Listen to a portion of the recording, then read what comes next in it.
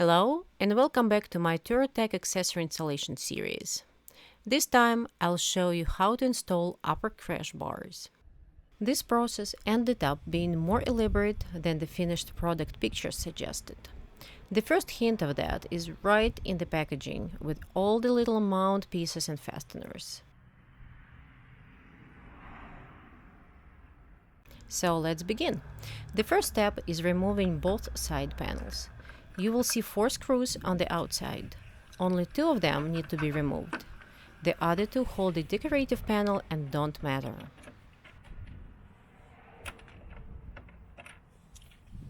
Next, remove 3 screws from the inside.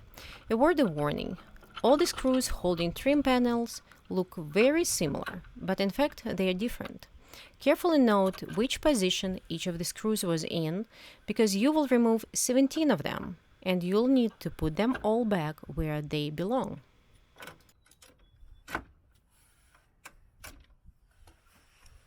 Without the screws, the panel is held to the rest of the fairing by a tab on the top. Just pull it off carefully.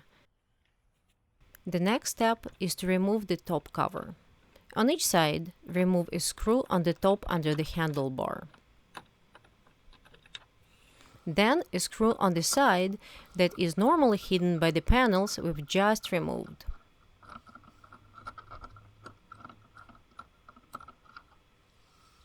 And then there are 2 or 3, depending on your bike's options, screws to remove underneath the cover above the front wheel.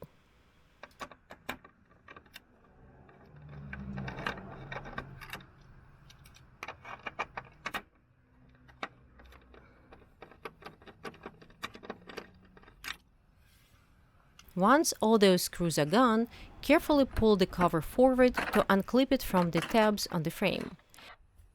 With all the trim parts gone, we finally have access to the upper mount points. On each side, remove 2 screws from the front carriers.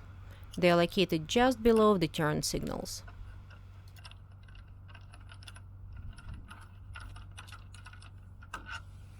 In place of those 2 screws, we install a bracket using 2 new screws. Both screws are M5, but the front one is 35 mm and the rear one is 45 mm. You also need a washer for each screw and a spacer for the rear attachment point. For now, these screws are only going in hand tight.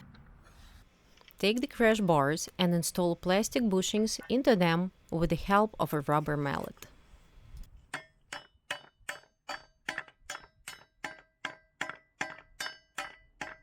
If you already have lower crash bars, like I do, you need to remove the screw from their upper front attachment point.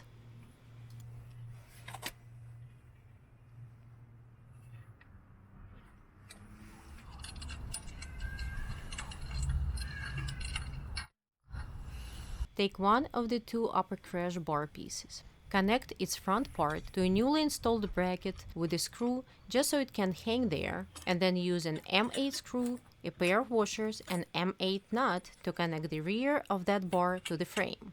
With lower crash bars, you need a 40 mm screw. Without the lower crash bars, use a 30 mm screw and a spacer that will go between the crash bar and the frame. With the bars in place, it's time to add the last piece, the crossbar. Fit it between the new brackets. We need a total of 4 25 mm M8 screws, 4 M8 nuts, and 8 M8 washers to connect everything together.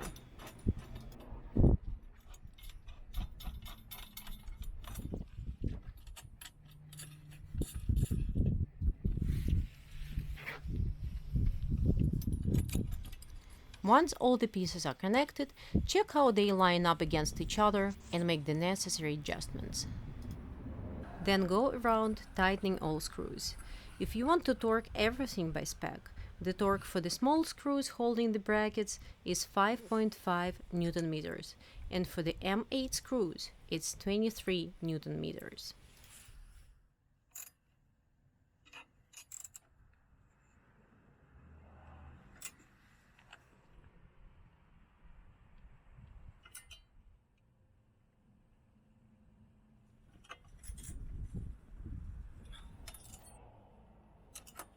Now we can start placing the trim pieces back on the bike.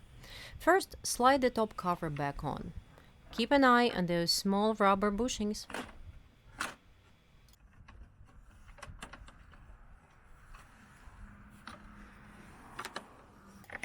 If you have the front cover extension like I do, make sure its center mounting tab doesn't end up above the front frame and actually sits underneath all other pieces like you see here. 3 screws go here.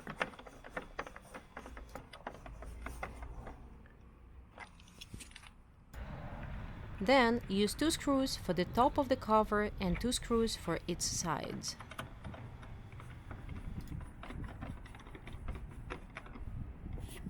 Carefully slide the side panel in the gap between the new crash bars and the body of the bike.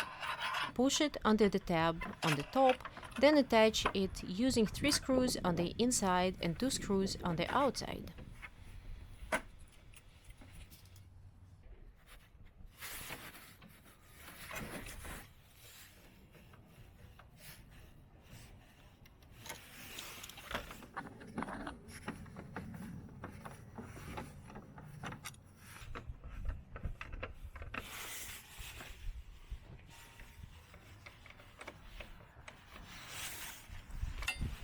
And with that, we are finally done. It's more work than expected, but still nothing too complicated if you're careful and pay attention. And the bike is now more protected than before, which is always a good thing.